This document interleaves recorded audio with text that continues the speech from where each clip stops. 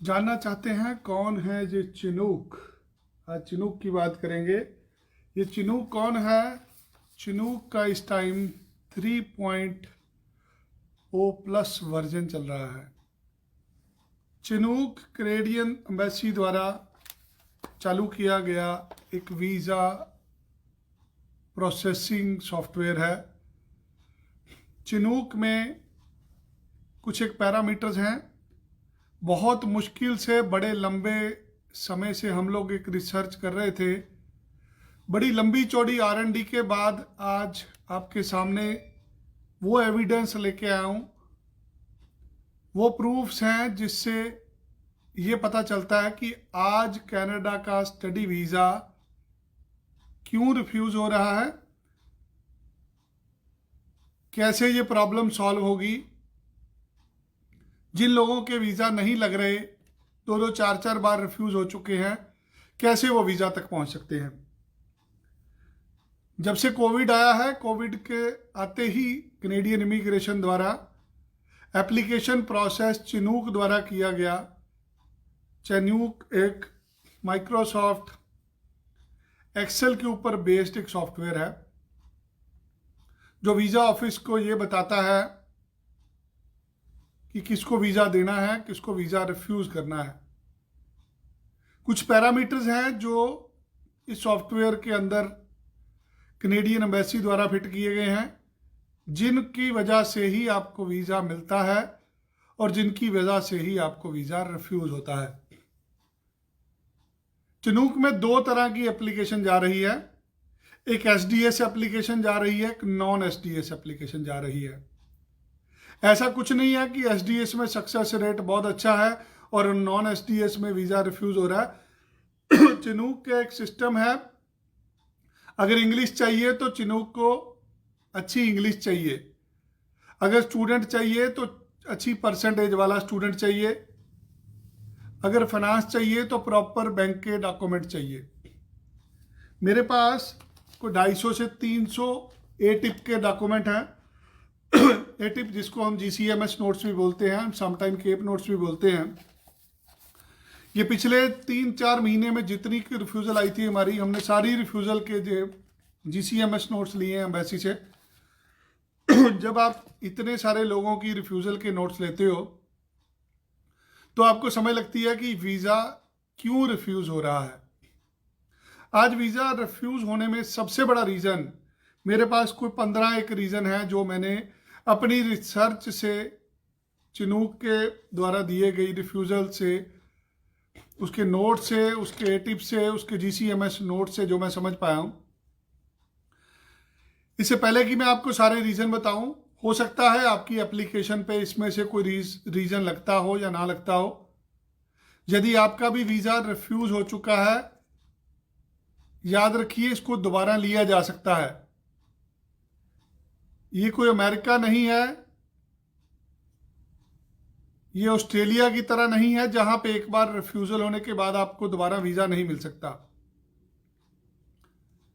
सबसे पहला पैरामीटर क्या नज़र आ रहा है कि जो भी एप्लीकेशन लग रही है, अगर वो पहले से रिफ्यूज़ है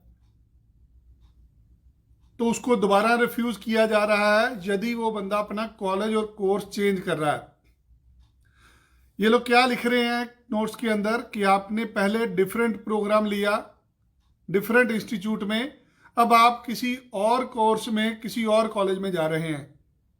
पहले आप कह रहे थे कि मैंने होटल मैनेजमेंट पढ़नी है, जब आपको वीज़ा नहीं दिया गया तो आपने बोल दिया कि हम मुझे अब बिजनेस मैनेजमेंट पढ़नी है। यदि आप एक चीज़ से उठ के दूसरी तरफ जाते हो तो उसका कोई रीज़न होना चाहिए। आपका एजुकेशनल जो गोल है कनाडा में, वो प्रीवियस एप्लीकेशन से मैच होता होना चाहिए। यदि आप कंप्यूटर का कोर्स छोड़ के बिजनेस का कोर्स ले रहे हैं तो उसमें रीज़न चाहिए। आज एक पैरामीटर नहीं है जिसके बेस पे वीज़ा रिफ्यूज़ हो रहा है। अगर आपने 7 बैंड भी ले लिए हैं, आपके 90% नंबर भी हैं, उसके बावजूद आपका वीज़ा रिफ्यूज़ होना, क्योंकि ये 2 पैरामीटर नहीं है। यहाँ पे 15 पैरामीटर रखे गए हैं जिसको चिनूक ने इवेल्युएट करके आपको वीज़े तक पहुँचाना है। अगर आपके बहुत अच्छे नंबर भी हैं, आपकी बहुत अच्छे IELTS के स्कोर भी हैं, इसके बावजूद आपका वीज़ा नामंजूर हो सकता है या हुआ है, तो अभी देखिए इसमें क्या क्या कमी रहती है। सबसे पहले आपके वीक इंग्लिश में स्कोर नहीं होने चाहिए। आपके 10वीं 12वीं में इंग्लिश सब्जेक्ट के अंदर अच्छे नंबर होने चाहिए। ये एक बहुत बड़ा रिफ्यूज़ल का रीज़न आ रहा है।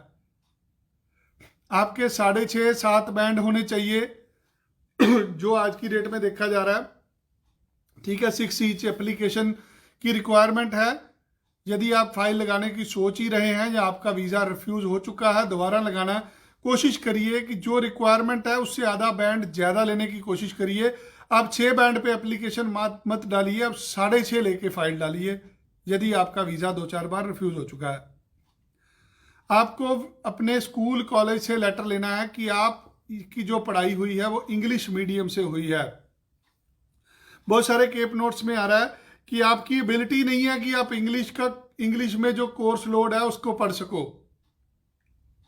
तो आपने आइल्स में 2-4 बार ट्राई कर लिया, आपके आइल्स में बैंड नहीं आ रहे 6 ईच, आप पीटी कर सकते हो। 2-4 बार आपने टेस्ट दिया, आप के सारे डॉक्यूमेंट लगाओ, अपने स्कूल डॉक्यूमेंट स्कूल कॉलेज से भी लिखवा के लाओ कि आपने जो पढ़ाई करी है इंग्लिश मीडियम में है।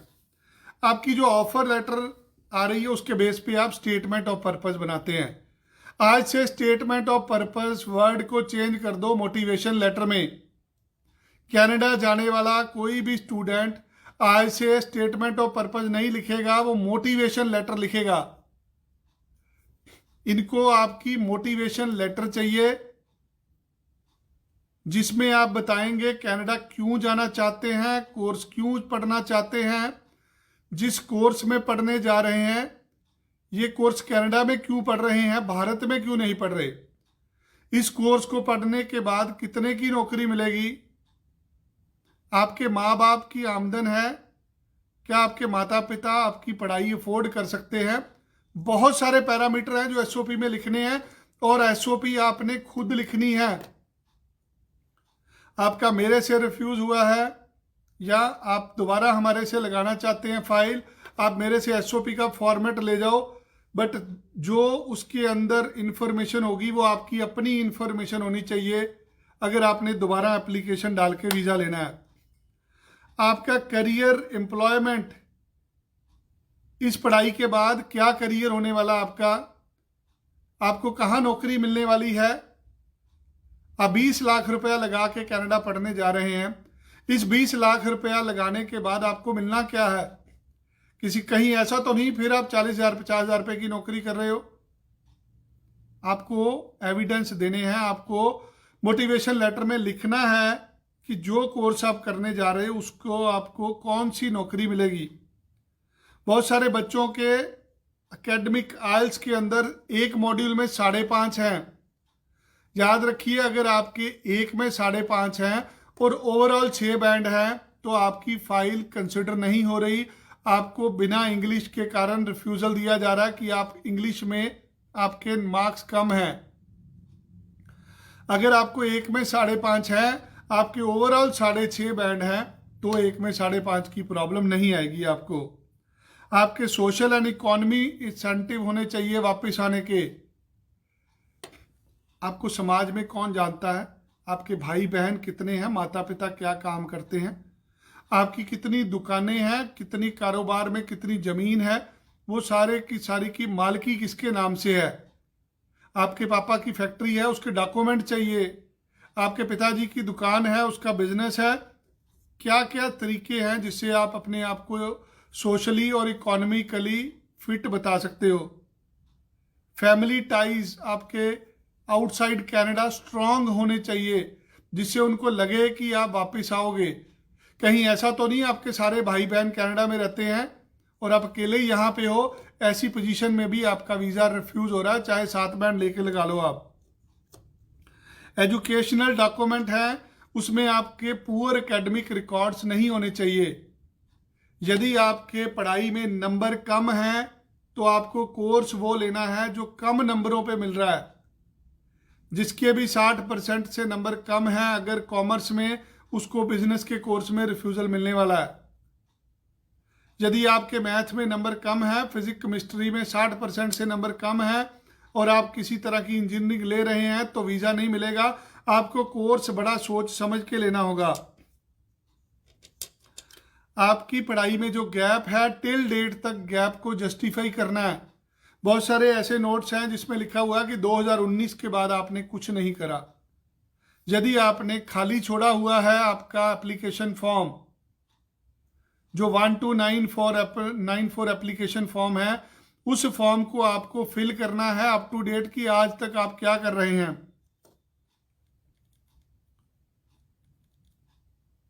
कुछ लोग जॉब की एक्सपीरियंस दिखा रहे हैं कि मैंने नौकरी कर रहा हूं मैं।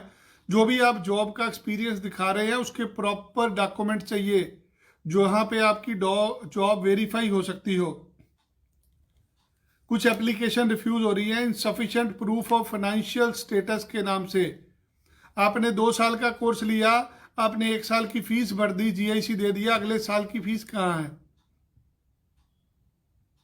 अगले साल की फीस आपको शो करनी पड़ेगी अगर आपको वीजा लेना है।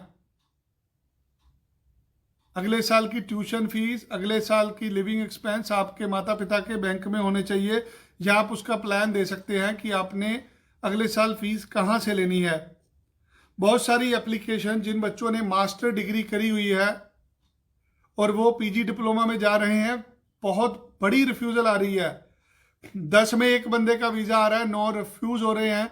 जिन्होंने भी मास्टर डिग्री करी है उनको या तो मास्टर्स में अप्लाई करना है या अपनी स्ट्रीम चेंज करनी है। आप एमबीए करने के बाद एचआरएम का कोर्स नहीं ले सकते। आप एमबीए करने के बाद बिजनेस मैनेजमेंट का पीजी डिप्लोमा नहीं ले सकते, वीज़ा रिफ्यूजल होना आपका उसमें। कुछ लोग लिख रहे हैं कि हम टीचर हैं और घर में बच्चों को पढ़ाते हैं। अगर आप टीचर हैं, घर में बच्चों को पढ़ा रहे हैं, तो बिजनेस के कोर्स पे वीज़ा नहीं मिलेगा, आपको टीचिंग का कोर्स लेना पड़ेगा। बहुत सारी ऐसी रिफ्यूजल देखने में आई है जिसमें लिखा गया है कि आपके बैचलर ऑफ आर्ट्स में 2nd डिवीजन है, आपके बीकॉम के अंदर 3rd डिवीजन है। याद रखिए, अगर आपके पढ़ाई में 10वीं 12वीं में नंबर कम है, अगर आपके बैचलर डिग्री में नंबर कम है, तो बहुत कम कोर्स हैं कनाडा के अंदर जिन कोर्सों में आपको वीज़ा मिल सकता है। सोच समझ के अप्लाई करिएगा। आप किसी एकेडमिक कोर्स में अप्लाई कर रहे हैं, बैचलर के बाद कम नंबरों पे बहुत ज़्यादा चांस है कि वीज़ा रिफ्यूज़ होगा। आपके 40% नंबर है 12वीं के अंदर, आप बैचलर के अंदर पॉइंटों से पास हुए हो, आपकी 20-22 बैकलॉग है, मैं फिर भी आपको वीज़ा लेके दे सकता हूं, बट उसके लिए कोर्स डिफरेंट होगा। ये सारे वीज़े रिफ्यूज़ हो रहे हैं जिन लोगों के नंबर कम हैं। जो स्टडी प्लान दे रहे हैं हम लोग, वो जर्नल है, does not outline a career path. आप किसी भी की भी एसओपी उठाते हैं, उसको में कॉपी पेस्ट करके डाल देते हैं, ऐसी एसओपी पे वीज़ा नहीं आना। कनाडा अब पहले वाला कनाडा नहीं रहा। एक एक एप्लीकेशन, एक एक एसओपी अब देखी जा रही है। कुछ पैरामीटर्स हैं जो चिनूक के अंदर फिट किए गए हैं, जहां से आपकी एप्लीकेशन ऑटोमेटिकली रिफ्यूजल की तरफ चली जाती है अगर वो पैरामीटर्स सारे पूरे नहीं करती। आप जो बल्क डिपॉजिट दिखा रहे हैं, आपके कोई ना कोई सोर्स होना चाहिए। आप नया अकाउंट खोल के उसमें पैसे शो नहीं कर सकते। और भी बहुत सारे रीजन है। यदि आप इन रीजन्स को पूरा कर लेंगे तो आपकी हो सकता है चिनॉक के थ्रू एप्लीकेशन पॉजिटिव वे में चली जाए। मेरे पास अभी भी बहुत सारे नोट्स पड़े हुए हैं जिसके ऊपर हमारी रिसर्च चालू है। आपका वीज़ा 2-4 बार स्टडी वीज़ा रिफ्यूज़ हो चुका है, इसको दोबारा ले सकते हैं, बट उसके लिए मेहनत करनी पड़ेगी आपको आपकी एप्लीकेशन पे। अब कनाडा पहले वाला कनाडा नहीं है। एक एक अक्षर आपकी फाइल के अंदर आपके हाथ से लिखा जाएगा। जो एप्लीकेशन हम 2 दिन में बना लेते थे, आज ऐसी एप्लीकेशन को 2-2 हफ्ते लग रहे हैं बनने में। आप भी चाहते हैं कनाडा जाना, 2-4-5 बार रिफ्यूज़ हो चुके हैं, कोशिश करेंगे आपको सही रास्ता दिखाएं। वीज़ा रिफ्यूज़ हुआ है, इस वीडियो के साथ एक नंबर दे रहा हूं अभी, या इस वीडियो के बाद मैं अपने फेसबुक पे एक पोस्ट डाल दूंगा, जिस नंबर पे आप हमें व्हाट्सएप के ज़रिए संपर्क करिए। आपका केस चेक करेंगे, आपके नोट्स पढ़ेंगे, उसके बाद बताएंगे आपको कि कैसे आप कनाडा में जाके अपना सपना साकार कर सकते हैं। धन्यवाद।